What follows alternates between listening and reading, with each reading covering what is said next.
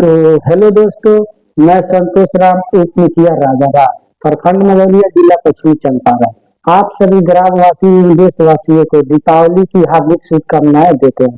और आप लोग से एक छोटी रिक्वेस्ट है कि यह मेरा एक न्यूज चैनल है, जिस चैनल का नाम है एसपीएन न्यूज वर्ल्ड, यानी एसपीएन न्यूज वर्ल्ड। अगर आप लोग मेरे चैनल पे नए हैं तो प्लीज आप लोग मेरे चैनल को लाल बटन दबा के सब्सक्राइब जरूर कर दे और बेल आइकन यानी घंटी वाले चिन्ह पे भी दबा दे, ताकि जो भी वीडियो मैं डालूं सबसे पहले नोटिफिकेशन आपके पास चला जाए। तो चलिए, मैं संतोष राम उप मुखिया इतना ही कहना चाहता हूँ कि अगर अभी तक आप लोगों ने नहीं सब्सक्राइब किया होगा तो प्लीज आप लोग सब्सक्राइब कर दीजिएगा, और जितने भी वीडियो आएगा सब पे लाइक, कमेंट और शेयर जरूर कीजिए, क्योंकि इस पे प्रत्येक दिन न्यू वीडियो अपडेट होता रहेगा। तब तक के लिए विदा लेता हूँ, मैं संतोष निर्वाल, एसपीएम न्यूज।